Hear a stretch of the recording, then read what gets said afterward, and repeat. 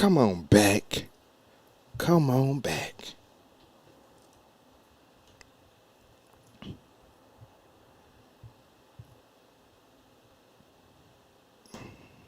I'm just trying to be heard. Ain't we all? Somebody listen. Can anybody hear me now? It's All good right. now. Here we go. All right. All right. All right.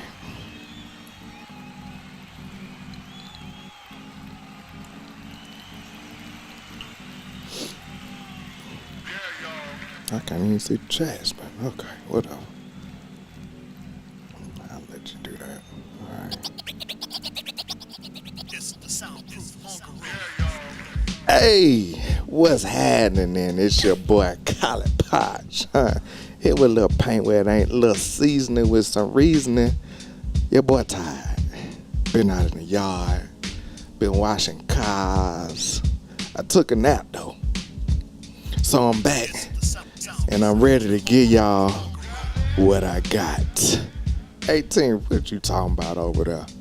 What up, though?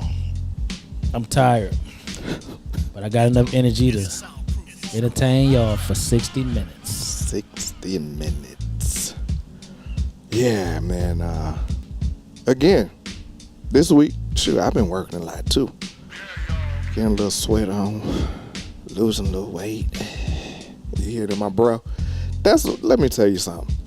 I mean, I'm looking at you. I think you know. Let me tell you something. You ever talk to somebody and they just breathing hard all the time? I ain't no comment. Okay, all right. You won't play it safe today. I see it. See, I had to check the temperature, see what you doing today. Because sometimes you be ready to go in, sometimes you're going to be cool. So you're going to be cool today, so I'm going to follow up off of that. Anyway, man, like I was saying earlier, Southside been crazy lately, man. Couple of shootings, man. Brother got killed the other day. Actor, model, got shot over road rage, man. He was married with kids. I think he was 33. Brother got killed over road rage, man. And had another incident where you had some kids trying to break into a man's car, and the owner found them, went out there, approached them. The kids started shooting at him. He shot back, hit the kid died. Yeah, let's stay in our lanes. You know, a lot of time we talk about our youth and how bad they are and things of that nature. And I know, just me, I look at the Nextdoor app, and the Nextdoor app is it's scary sometimes. Yeah, and they the Nextdoor, literally all they show is videos of people breaking in people's houses, coming knocking on their doors, just doing crazy stuff. And a lot of the people, they comment like, where are the parents? What's going on with these kids or why they're out here? And, man, just do what you can to protect yourself. Protect yourself, man. Yeah. Protect yourself. And I know last weekend I was kind of happy. I was sitting on the porch. I saw 4 little boys just running around riding bikes, you know, no shirts, just having a good time. And I enjoyed it just because they was outside playing. Yeah. You know what I mean? You don't see that a lot nowadays, man. And so I just want to say, man, protect yourselves out there, man. It's crazy, y'all. Don't get too comfortable out here. Yeah. So what you got on that, 18? Nothing. Let's get to it. Okay. Well, I'm going to jump right back into it because, you know what I'm saying? Keep this thing moving. As y'all know, man, in the U.S., man, each state is rolling out reparation plans and packages. And the newest that we just heard about was in MSP. That's what you're going to hit it with? That's what I'm going to hit it with. Okay. You know everybody don't work there, right? You're not finna keep making me look crazy. I'm just saying everybody don't work there, brother. Why can't you just say Minnesota? It's Minnesota. Yeah, there you St. go. Paul. How about that? St. Paul, Minnesota. St. Paul, Minnesota. They rolled out their reparations council, and they had an Asian American woman on the panel, on the council. And the black leaders pushed back and said, nah, that's not finna happen. And I think she wasn't pushing to be there. It was just, they just put her in the role. What was their reason for pushing back? Did they say? They literally said, we need people on this council that lived the black experience. Like, So they were just like, no, she can't represent us or be on this panel to put together a plan for reparations. I mean, it just remind me of something last week. Never mind. Go ahead. I don't know what it is. The black experience. Oh, okay. Yeah. So they got out of there, moved around real quick. So,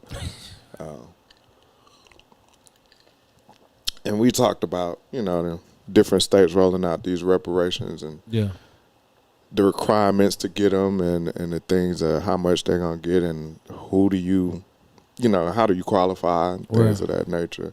And like I said, the only one I've seen thus far was the one in the city right above Chicago.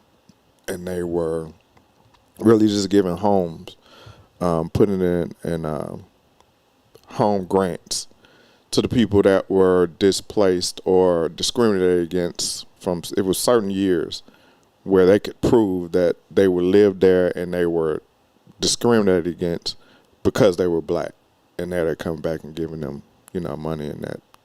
See, even with that though, man, you still deciding what I do with it and how I get it. And so somebody that can't prove that they were discriminated against, who might still have things that they might still qualify for, they don't get it. That's the tricky thing about this. Like, y'all really narrowing it down. Y'all deciding, well, how small can we make this before we hand this out? Okay, this, you know what I'm saying? Just like when they come up with stats in sports. Like, he the first to do this. Like, what's the brother name? Akua or whatever. Don't disrespect me. I was going to talk about it. Before, what I'm saying. No, what I'm saying is, how they just come with a stat. He the first to 30 home runs and 60 stolen bases. You know what I'm saying? So like you something like that, you be like, don't keep count of that. You know what I'm saying? But somebody is. Right. And then you take this where it's like, we got 100 people. Let's just say 100 people. Okay, we don't want to give all 100. We don't want to give them all the money. So how can we narrow this down? So we started just throwing things in it. Next thing you know, you come up with 10 people and be like, yo, we gave reparations to the people that qualified for it. I agree with you on that. And I look at it like, how can you just give money to everybody just because they black? Well, but that's not even you wouldn't even get it just because you're black. Or from the jump, you wouldn't. That don't qualify you for reparation. Yeah. And so that's why I think they're making all of these stipulations to pinpoint, to say, okay, we can prove that you were discriminated. And of course, America don't like their own history, and that's why they're trying to push it away. So as easily we can pick and pull a whole lot of different things to say this is why we deserve reparations. But I think because now that they had this bag for it, they say, okay, we have to have something concrete, paperwork that shows that you were discriminated against, and this is what we're going to put the money back into, as opposed to, like you were saying, that money should go into whatever I wanted to go into. I'm saying, like, we're going to put it back into something that we probably already get money off of anyway. Right. All right. But I think it's a start. I know we differ on that. Yeah. But I think it's a start, especially with housing, because that's one of the biggest things that we, and it continues to be a example of systemic racism. So corruption. Let's just use the word. Corruption. Yeah. Let's just use corruption. Okay. Whatever. I call it systemic racism, corruption, whatever. But yeah. So that's one of the things happen. Another thing in the news, man, y'all. If you're not from Atlanta, here we go. I'm gonna say this. I'm helping them out this time. I'm listening. I'm gonna help them out this time. If you ain't from Atlanta and somebody asks you to go to Lake Lanier, don't go. Don't go. Don't go. Last weekend, Lake Lanier got another victim. Somebody out there swimming, 26-year-old, didn't come back up. I don't know what it's going to take for y'all. Stay away from Lake Lanier. Stay away. That is the biggest lake in, I don't think in Georgia, but it's the biggest lake in the northern part of Georgia. And it's a reason why a lot of that stuff happens. Lake Lanier has a pretty dirty history of what we were just talking about. White folks trying to erase black folks. It was flooded. It was a city of black people that was flooded. with all the people there and everything. It's up under there. And that's why I tell y'all to stay away from Lake Lanier. That's all I got. All right. You thought I was going to take shots at them. Nah, I'm trying to help folk out now. Trying to help folk out. Well, who has to die before they looking at closing it? Or just getting up under there to find out what is this current that's happening that's just taking these people down. Like you can say the city, 100, whatever, the lake is 100 or whatever, but it's something, and I'm thinking it's a current up under there that's grabbing people, and they're not coming back up. It's something under there that's making it happen. Everybody ain't drunk and just forgot how to swim. Right. It's something. You know what I'm saying? I'm just saying that what level of importance does somebody have to be before they actually look into that?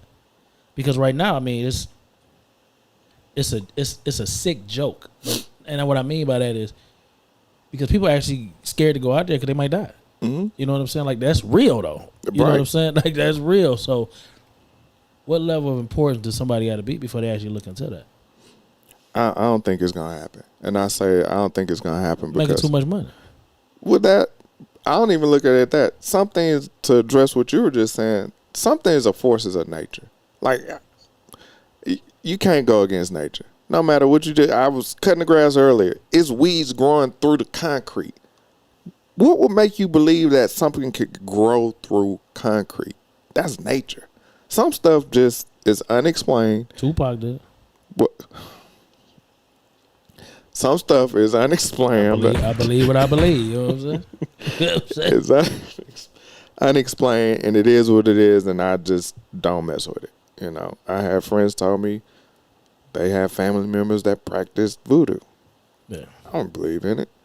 But they told me they saw what they saw. Right. Okay. I take your word and I'll leave it alone. All right. So that's why I'm telling stay away from Lake Lanier. Stay away. Just that simple. Just that simple. Moving on. We had the track star, Noah Lyles, came out and made a few comments. He came out and he was pretty condescending about the NBA champions calling themselves the world champions. He felt that track and field, they compete against the world all the time. So when they win, they consider themselves world champions. And the NBA should not call themselves world champions. He said that they're the champions of America. How you feel about that? I don't even watch track. Oh, okay. Well, and that's why he's doing it. That's what I'm saying. This is why. It's got to be something to it. I don't even watch track. Yeah.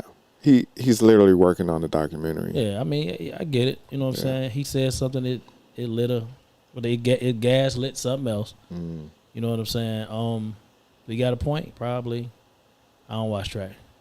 Yeah. I see it on Sports Center when, but I ain't stopping my day to watch track.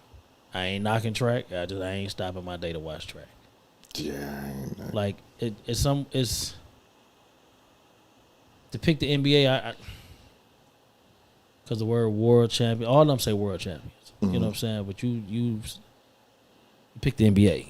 You was very specific about which one you wanted. You know what I'm saying? Like Drake said, it sounded good in the mirror when you was practicing it. You know what I'm saying? Like I'm quoting Drake up here today. That's sad. That is sad. Depends on how you look at it. You got a point, but I got another, I look at it as, well, shit. A lot of people come here to compete. A lot of people from all over the world come here to compete, So, we ain't got no flags and nothing like that. Right. But a lot of people come over here to compete. Why can't they be world champions? Because the world showed up in some capacity to compete. Why can't they be? So, it's the World Series. You know what I'm saying? Right. I don't know, man. I don't get caught up in stuff like that, man. I seen it. I was just like, I hope he get out of this, whatever he looking for. I'm still gonna root for him because he's black. I don't watch track. No doubt. You know what I'm saying? So I mean, if this is supposed to help track, I don't watch track. And I don't even watch the Olympics. Let me be clear. Basketball, whatever. I don't even watch that stuff. I think You know, I feel that the Euro basketball is trash basketball. Just me personally. Mm-hmm. You know what I'm saying? I don't like the rules of it. I don't even get caught up in none of that because I don't even watch. I don't support that. It literally is him, like y'all like. I hate the word gaslighting. It's him bringing attention to the sport. Yeah. Because I heard he did some great things. Yeah, I heard he did. And him and Sha'Carri. Sha'Carri. Yeah, I don't know. I forgot what he said. Yeah. They just won some more races earlier today. Yeah. So they're still doing their thing, and I think they are just trying to put more of a spotlight, make it more commercialized here in America, because most people don't, unless you're in the track or you got a kid that's running track like and stuff like that. Yeah, this just ain't. You're not really looking at it like soccer. That. Yeah.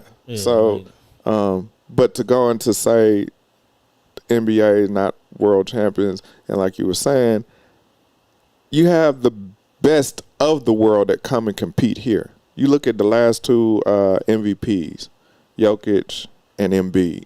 They're not from the States. Okay. You got an influx of leagues popping up as spinoffs from the NBA across the world because the game is so popular, and because this is the epitome of of basketball. You know, you're not going to be able to compete at your highest level until you get to the NBA. Right. So when you do look at it, they are world champions. They don't compete against world teams in the NBA, but they do in the world championships. And Gilbert Arenas said something that I totally agree with. He said if Denver Nuggets was to go and play in FIBA, they would beat the shit out of everybody. And I agree with that. You know what I'm saying? So, like, what we talking about here, man?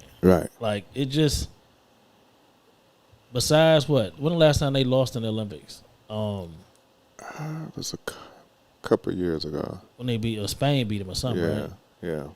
So, but besides that, they record since they've been putting all pros in there is I'm pretty sure they about 90%, something like that. You know what I'm saying? I mean, they doing it now, right now. That's and, what I'm. And now you have the best players over there, right? And who's watching it? Unless you a fan, like I just think the game is so trash that I'm good. Yeah. Well, we're gonna let them do that. Since we talking about sports, Undisputed started this week with new host. Shannon Sharp left Skip Bayless, and he's going over to First Take with Stephen A. Smith.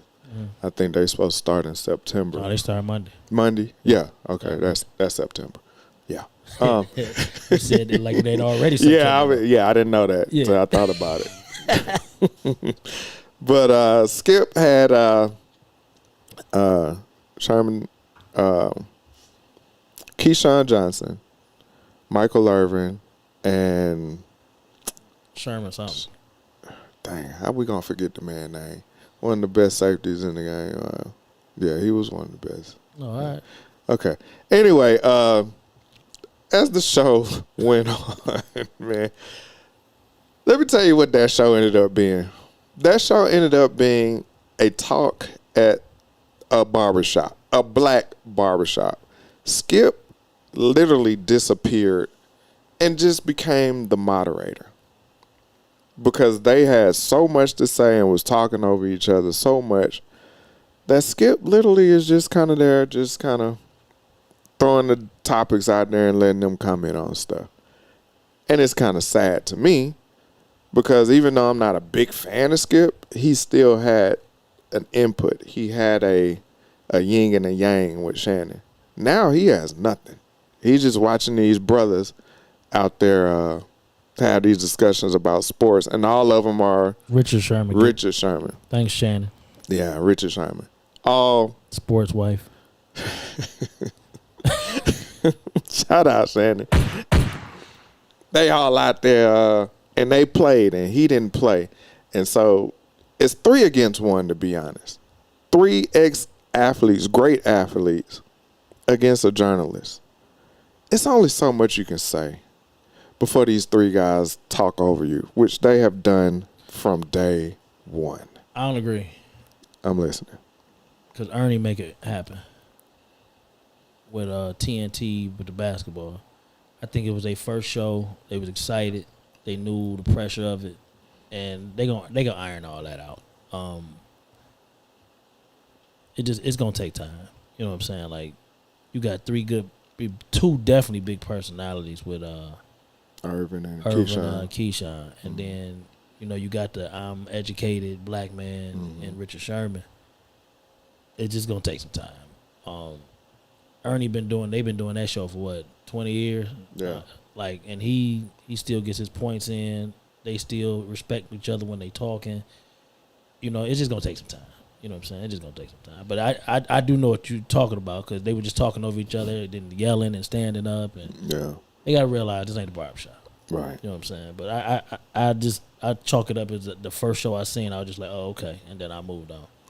Do you think that because of the tone that was set by Shannon and where they were kind of able to kind of go at each other's throats, that it kind of set the tone, as opposed to, like you were saying, with Ernie and Barkley and Kenny and Shaq, where theirs was always, they were sitting down, it was stats, and then when Barkley got there, he brought a certain personality to it, but they still weren't talking over each other and yelling and doing things of that nature. I just think they knew to it. You know what I'm saying? Like, they all been doing it though. Yeah, but even on ESPN, they were just talking over each other. You know what I'm saying? But it was a little more control. But this is, like, I just think the hype of the show, the first one, and I'm gonna give them time before I actually judge it. You know what I'm saying? But I did notice that Skip was just really on the show. Yeah. I don't know. I personally think he should probably just kind of rotate them.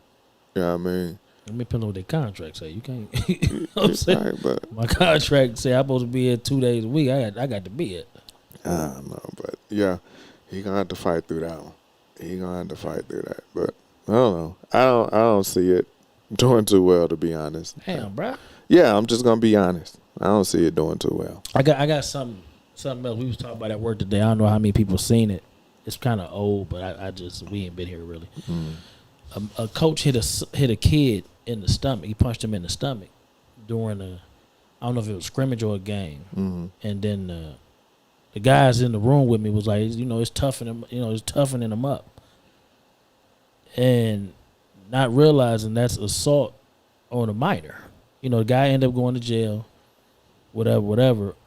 But my thing is, why are we still using punishment of some kind as toughening people up, period? Like, why do we have to be,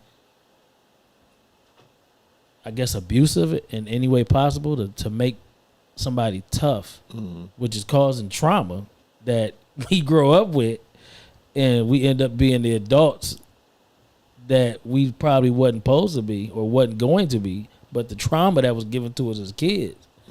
Like, it was amazing to me, because everybody that was talking had kids. Like, these my guys. You know what I'm saying? I work with these guys. They're good guys, but they was both saying, well, it was 3 of us actually, and 4 of us. And the guy said, I mean, when we was growing up and all that don't mean it was right. Right. You know what I'm saying? Like, to see the video, and the first thing I said was, okay, if you a parent, especially if you're a father, and you see a man punch your kid, you going to jail. Right. You already know you going to jail right today. Because I don't know a parent that's going to sit by and let somebody. How old would he? I mean, I think it was high school. Okay. And then I looked at it. I mean, I had so many different views of it. Like, what if the kids say, nah, my parents brought me up to defend myself, and he starts swinging on the coach? He not so they in an all-out brawl out there, though, because the coach going to feel like the kid disrespected him.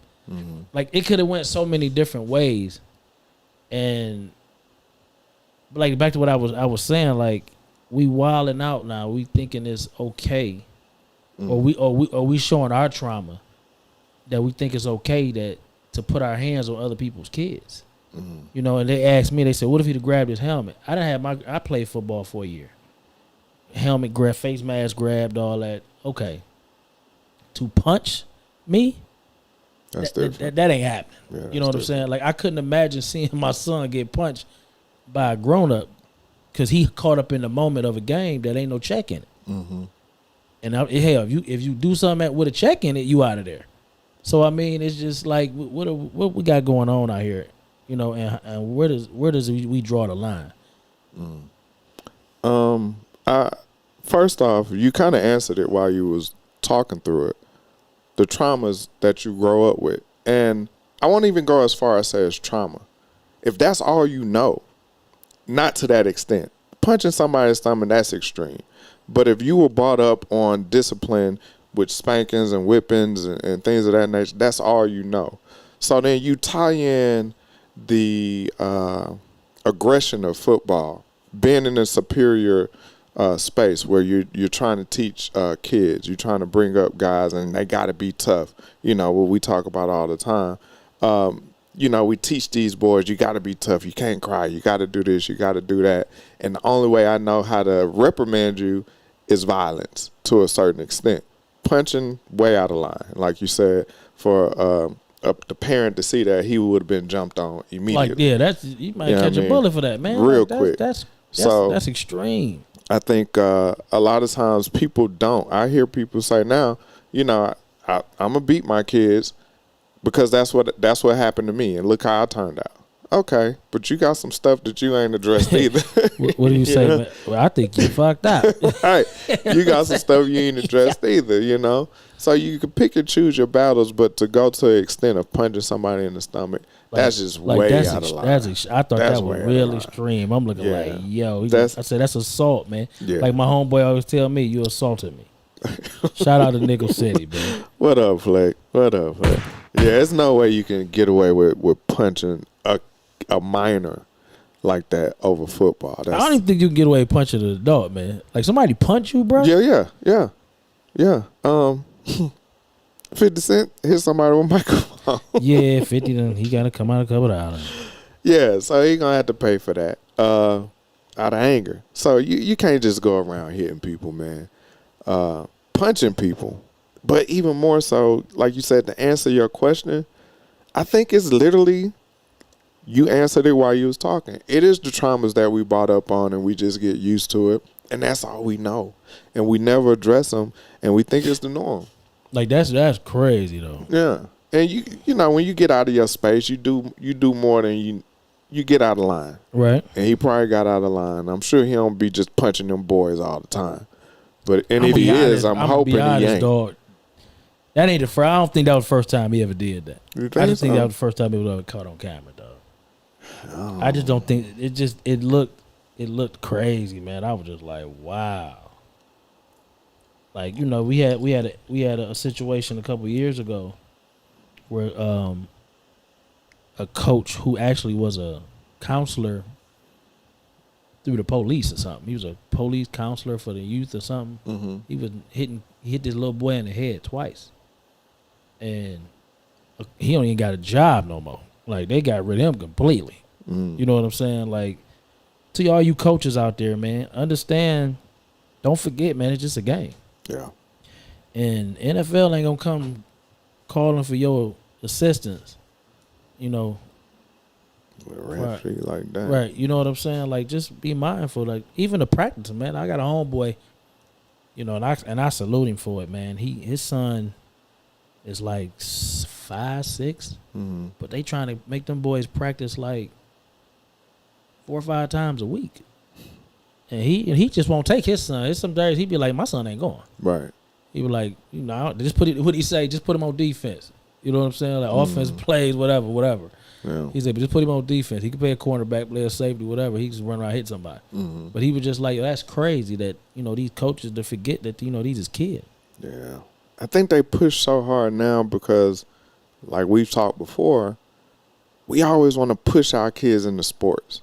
And we'll drop everything to make sure they get these practices and this and that, you know, to try to push them to the next level. And they might not even be what they want to do. Yeah. And at that point where you got them in high school or middle school and they going to practice 4 or 5 times a week, you literally pushing them into adulthood or collegehood right from the beginning. You had a couple of, it was just a high schooler just passed away on the court or at practice or something. A basketball practice. He passed out. He ain't passed away. That's LeBron's son. No, it was another guy. He wasn't famous or anything. It was another basketball player that passed away. Say word. Yeah, because you know, they push these kids so hard, and it's almost like sometimes I think the parents and the schools just want to get to a point to where they living their dreams through these kids. But what about if you got a kid? That's all they want to do. You gotta be able to reel them in, like to a point to where, like Brian, I know if that was my son, he wouldn't play no more. You know, and I know that's all he want to do because that's all he's done his whole life. That's steep. It is, but you want to breathe or? I mean, but who to say that happened again? Shaq's son had heart surgery, open heart surgery. He back. I think he overseas, not over. I would have to keep a very close eye on it, and I would really prioritize your health over the sport. Like, look at Jeff Green. Jeff Green had heart surgery. Yeah, it did. And then he came back. They got a ring now. Matter of fact, he was on Denver team last year. I think he had a ring. I mean, it's a slippery slope. I think you have to monitor. I don't think you just stop. As a parent, if I have to make that choice, you definitely have to monitor it a lot more. Yeah, I think you might. But I don't know, man. I don't know if I could tell my kid, yeah, you done. That's like if he break his leg, what you gonna tell him? Oh, no. Break your leg or something, yo. Dust it off. We're going to rehab it. But something like that to where you didn't even know that condition was there. Yeah. Like the next time it couldn't be, that could be the last time. You know That's what I'm saying? I would be scared for him. Yeah, but you can walk downstairs, bro, and be wrapped. Just saying. Yeah. I probably would, like you said, I would probably do some light workouts with him just to see what would happen on my own. You gonna do some light workouts. My bad. Keep on going. A couple layup drills, you know. You don't get your James Naismith. Anyway, with my Chuck Taylors on. Anyway, man, moving on. We talked about Oprah going to Maui and trying to push cameras in people's faces and during the wildfires. The total deaths came up to like 131 deaths. She ended up going back there and teamed up with The Rock. He's from Hawaii, native. And they formed a foundation and they collectively donated $10 million to a foundation that they started, and their whole point was to make sure that the money gets to the people that were affected and not just some other thing. So some people are still calling foul on Oprah because they're saying, okay, if you making this foundation, why are you still trying to get other people to put money into it? You're rich enough to go ahead and just do some things on your own. So why are you asking for the average man to contribute to this fund? How you feel about that? I mean, she made a mistake. She's trying to correct it. And she's, for everybody that can criticize her, now she's giving you an opportunity to put your money where your mouth is. Yeah. She ain't asking you for a certain amount of donation. She asked you for whatever you feel you can give. That's the problem with people. Like, just because I got it, that don't mean I got to foot the whole bill. Yeah, you can't count my pockets. Anyway. You know what I'm saying? Like, that don't mean I got to foot the whole bill. Yeah. I agree with that. I'm one, and that's the nature of the world today. Yeah, she made a mistake, and she corrected it, and she brought $10 million with her. Right. Now, when you make mistakes, do you go back? You know what I'm saying? Do you bring $100 with you? You disappear. I don't see number. I got them. I ain't big as Oprah fan, but she made a mistake, and then she brought some money with her. Yeah. They $10 million more than they had before she made a mistake. So I mean, exactly. And I just hope that the money does go where it needs to go, because they got it going through some nonprofit, absolutely, things of that nature. And now, how you feel about nonprofits? Because I was watching something, man, and the guy said a nonprofit is for lazy people that don't want to do the work. He said with a nonprofit, you should do the work, mm-hmm. and then people should see your work and want to help you, versus you looking for the money first to keep the nonprofit going. I thought it was interesting talk. What did you hear that from? Do you remember? Oh, I think a dude called Sleepers for Suckers on IG. He real good guy though, man. He be spitting some. That's I know his name. Darius something. Darius something, but yeah. he was talking to a young lady, and she had a nonprofit, and he was like, "That's lazy." And the way he broke it down, I was like, it kind of makes sense. Yeah, I don't know enough about nonprofits, but I always wonder how they get all of this money, and the people that work there make all this money, and they just kind of just sitting around, just like, hey, we got a nonprofit. I don't know enough about it to really, I just thought that was interesting. I'm gonna look more into that. Yeah, you know what I'm saying. That's interesting. Actually, I got a homegirl. She has a nonprofit. I'm gonna see if I can get her to come on here and talk about that. That would be nice. Yeah, I'm gonna see if I can get her to come on here and talk. That would be nice. Okay, that might be it for the news.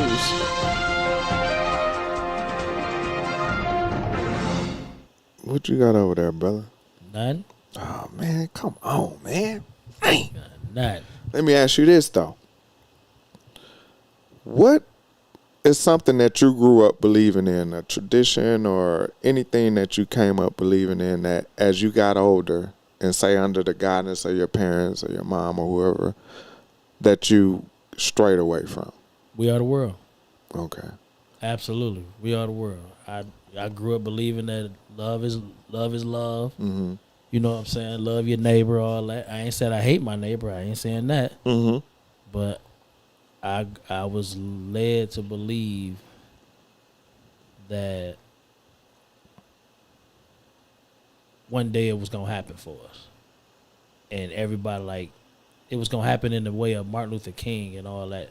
And I don't believe that now. I don't believe it at all. I believe in segregation and things like that for a better outcome for my people. I do. So that's something that I just look at, man. And like last week we were talking about dating. You know what I'm saying? And I was explaining my point of, helping my own before I help somebody else. Right. And I still feel that way. That was definitely something that growing up,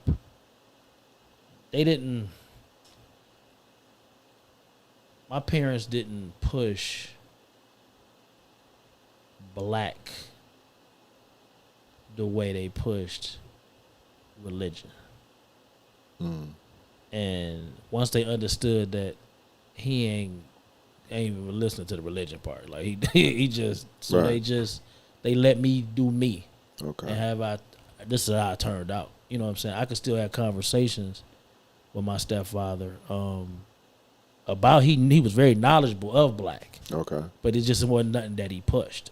You know what I'm saying? He wasn't into, as well as I am. He not extreme as much as I am. He does know he's black. You know what I'm saying? And he will stand up for it. But he doesn't push it like I do. You know what I'm saying? My mother just raised me. You know what I'm saying? She just, as long as I ain't out there, that wasn't her thing. You know what I'm saying? But that was something I definitely grew up believing in, and now I'd be like, nah, I'm good. Okay. That's interesting. Mine is the opposite. It's more of the religion aspect. Yeah.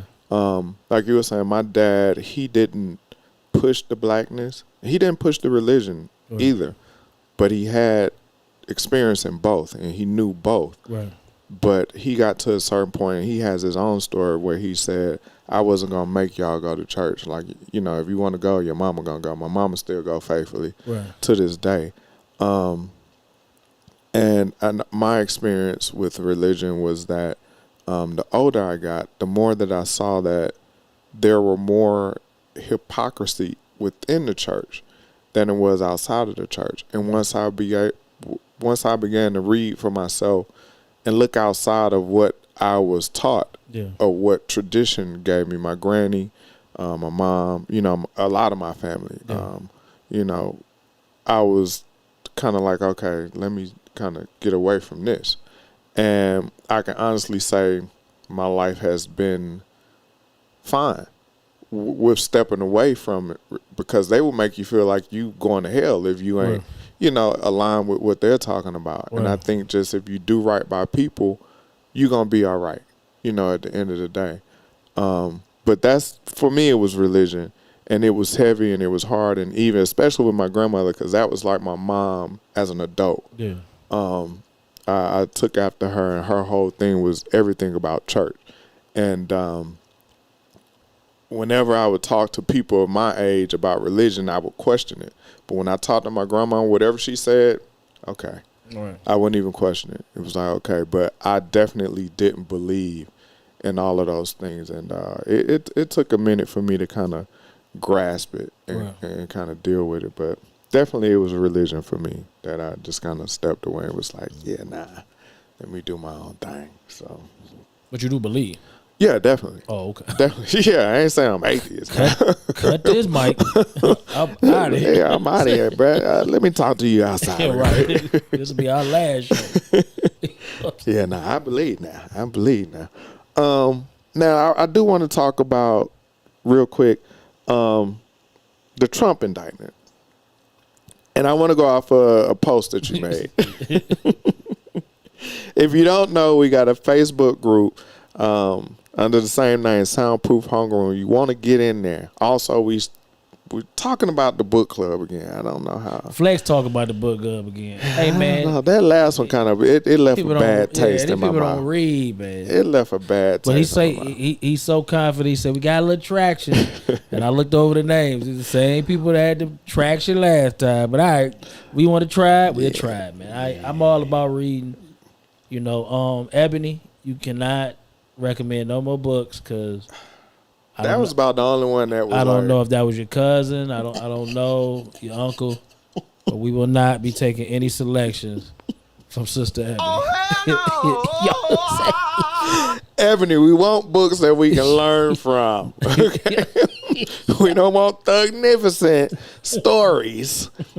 Okay, we want some books we can learn from. But that was just a group or whatever. But the post you made, you was talking about the Trump's indictment. What was the difference between his and Young Thug's? I know the difference. I think what I'm saying is the status. Okay. Status, money, color. What role did these play that he's able to walk the street and Young Thug's not? And it's crime is in this way. Rico is Rico. You know, in the way of it's a crime that's committed that they really trying to lock you up. If you feel this man is to the point where he got a RICO put on him, violent or not, why does he get to walk the street and this young man can't even get house arrest? Where the only person he could talk to is his lawyer.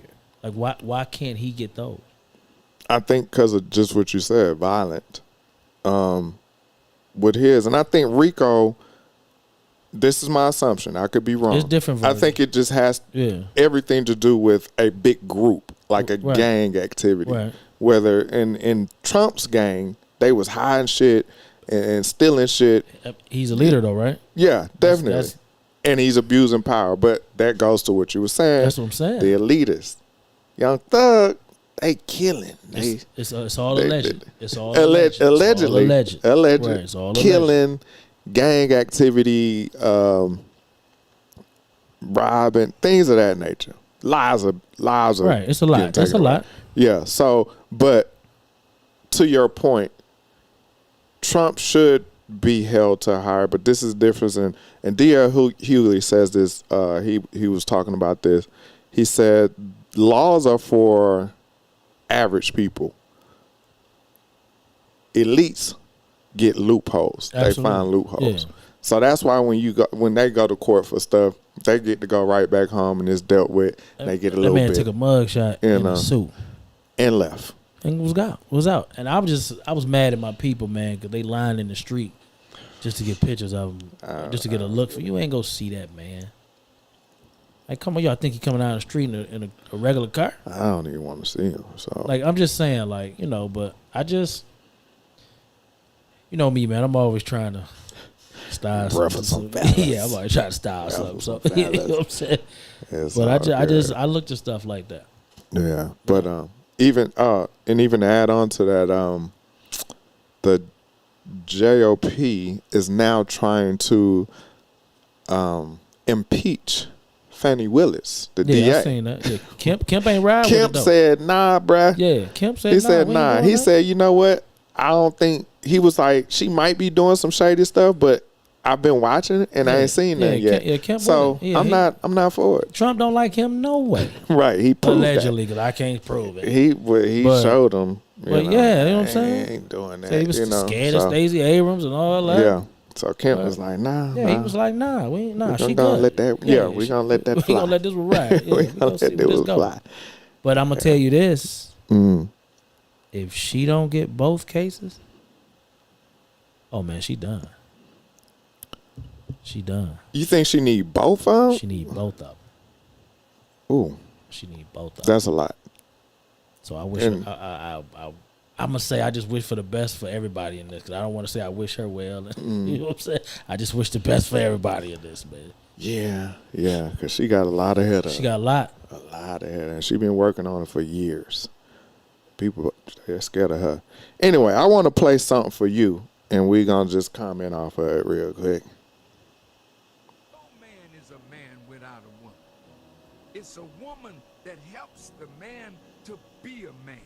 A man that don't have a woman don't know if he's one. What do I mean by that? Thank you.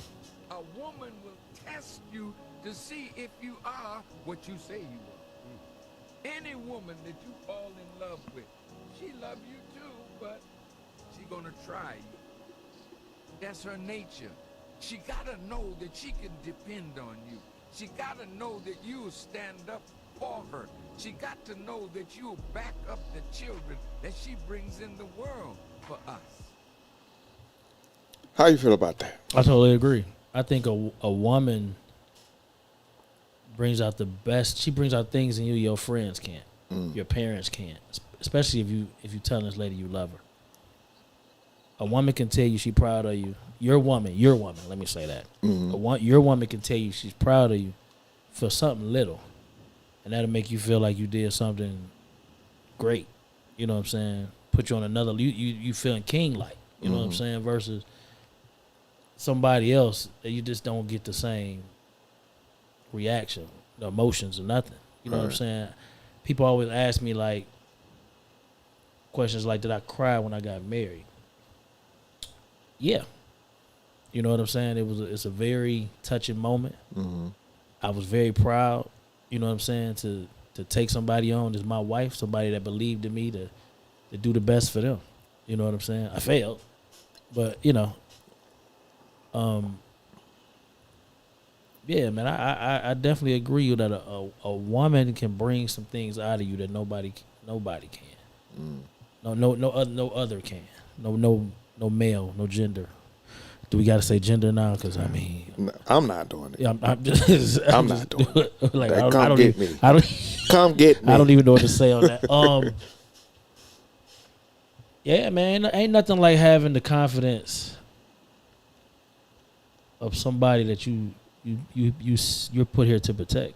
You know what I'm saying? Ain't nothing like that, man.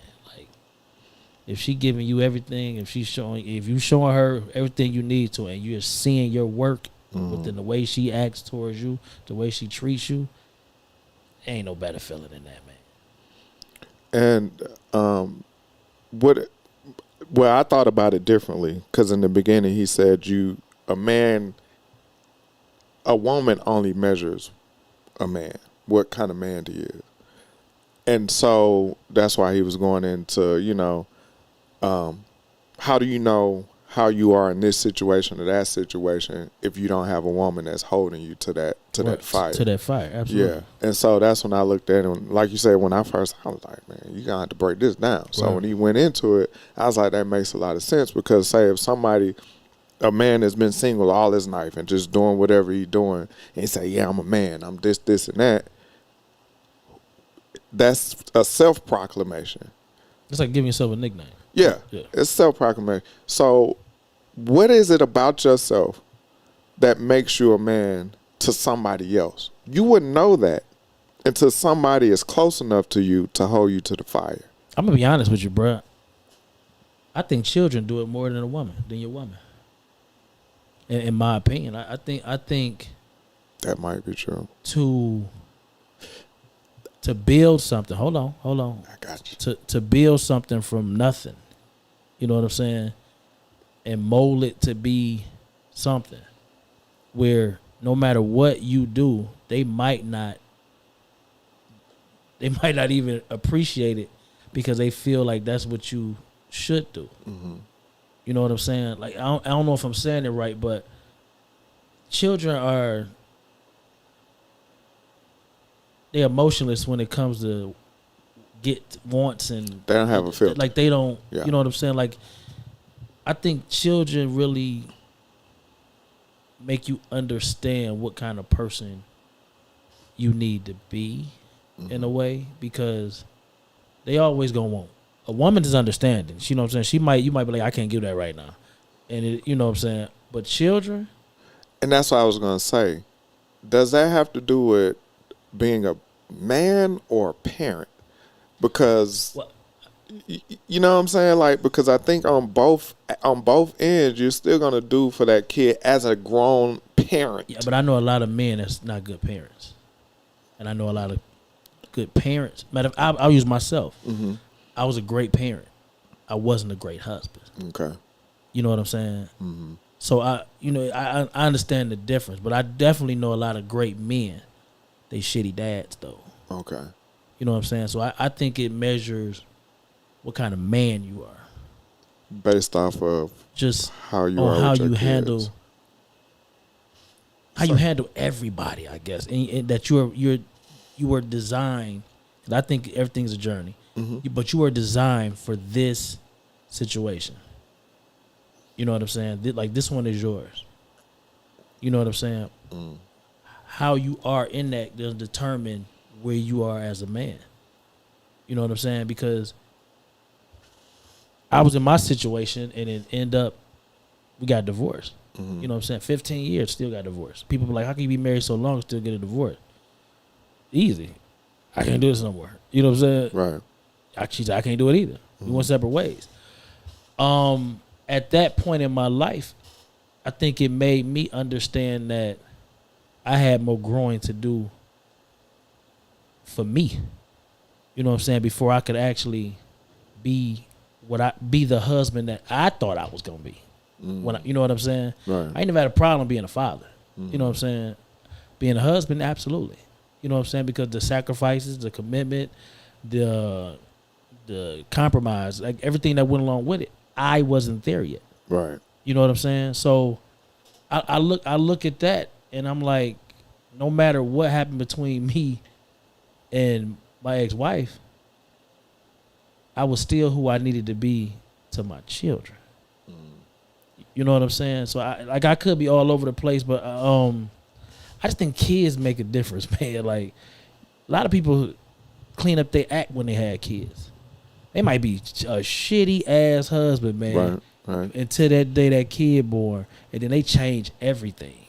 Like, yo, man, I got kids now. I can't be out here, blah blah blah. I got a homeboy. Shout out to my homeboy Melvin.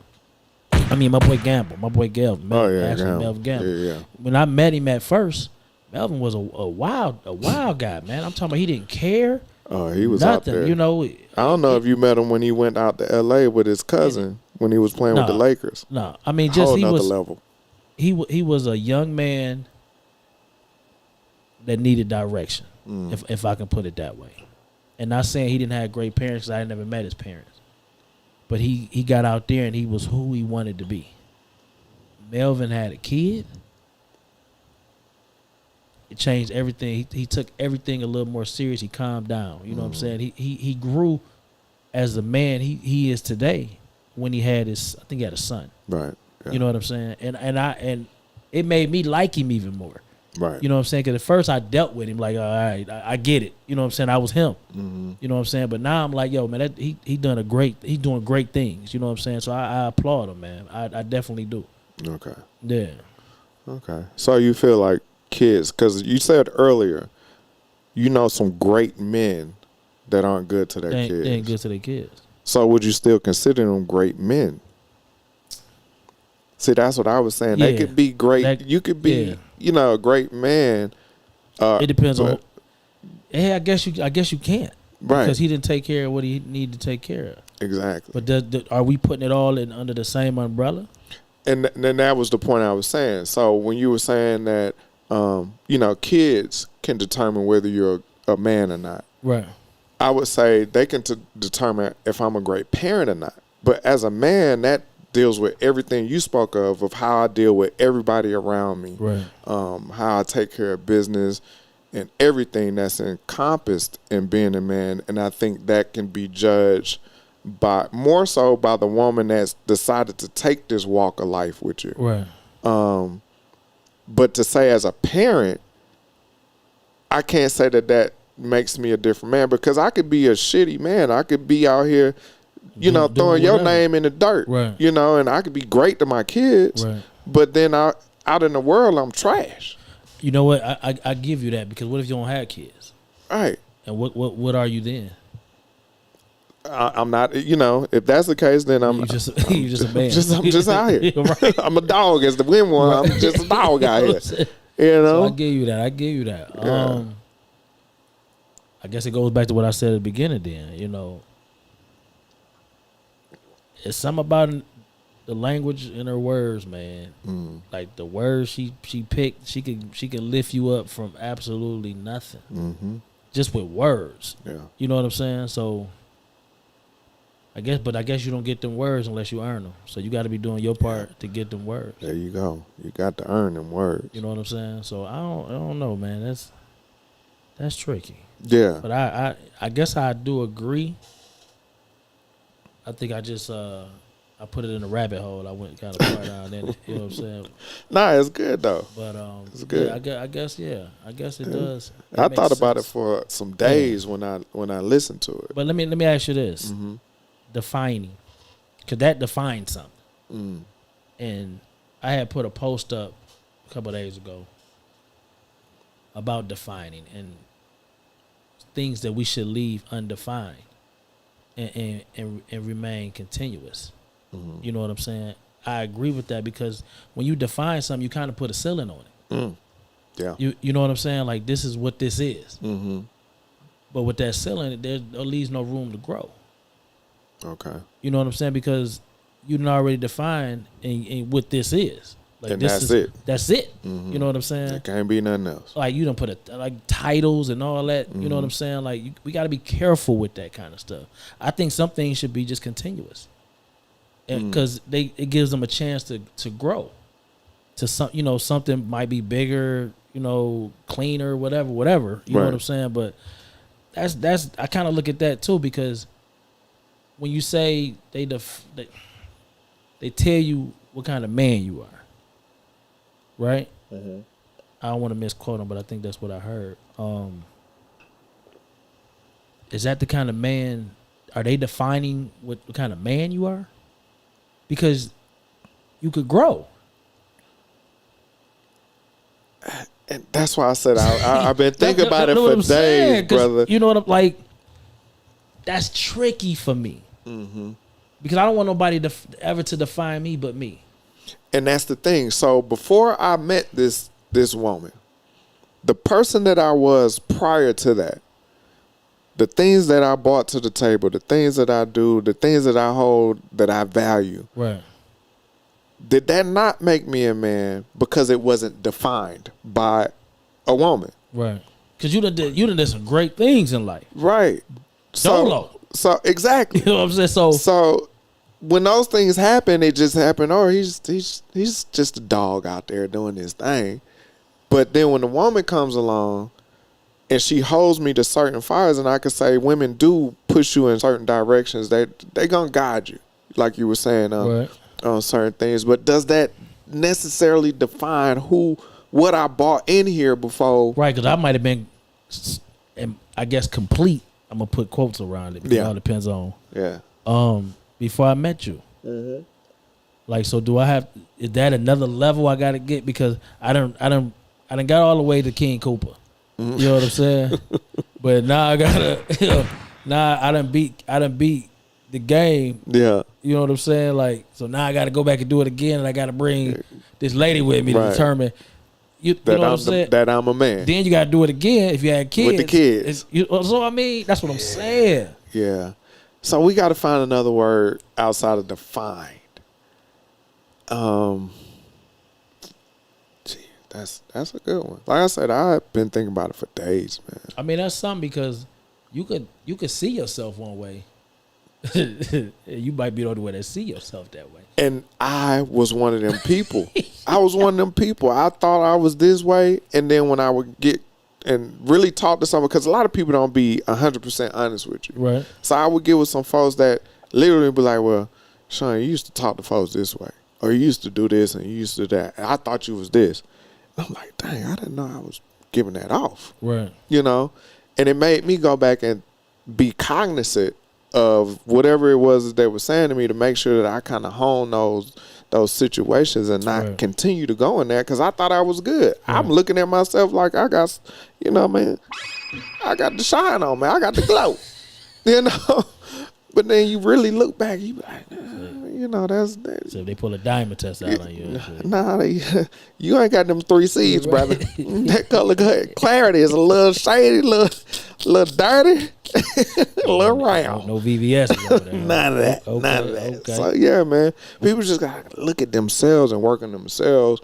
And I want people, and that's why I love the people that are around me. Call me out on my stuff so I can work on it. If I don't get called out on my stuff, how can I know? Because a lot of times we just don't know based off of what we think we give off versus what people receive from us. That's real. I know I'm definitely a subject matter in that. You are a piece of charcoal. You know what I'm saying?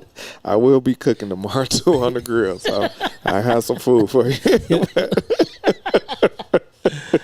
Yo, man, shout out to everybody, man. Yes, we about to get out of here. My brother got things to do. Man. Hey, man, we appreciate y'all following up through here, man. Again, if you're not part of the group on Facebook, it's Soundproof Hunger Room.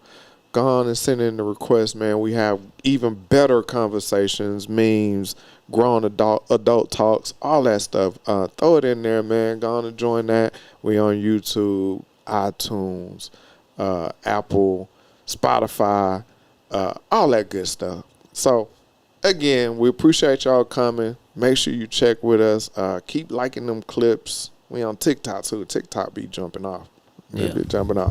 But they also banned us one time. Anyway, y'all be safe out there for this holiday weekend, man. And just stay safe. We started with the safety. We going to end with the safety, man. We want to see y'all back. So, y'all keep it easy. 18, what you got? All right, man. It's football season. Ooh. Shout out. We watched Deion win his first game at Colorado today. So shout out to his movement and things he's trying to get done. I'm still one that don't like football wives. You're a homeboy. You always will be. I'm defining you. And the Lions will win our division and go from there. I didn't do that. It happens. It just did that. But yeah. Congratulations, Deion. Yeah. I don't watch college football, so I ain't gonna sit here and act like. Oh man, I didn't see him in Colorado post today. I'm like, man, where y'all come from? In Colorado? Shout out Deion, man. I ain't heard nothing about Colorado since Stewart, like Cordell Stewart, dog. Yeah, like for real. But Anyway, man, y'all be safe out there, man. Y'all, if y'all got some food on Labor Day. Some of y'all can't cook. Be careful what you ask for. Careful, brother. Oh, man. Anyway, man. Love y'all. We gonna see y'all around. Be easy. Be gone.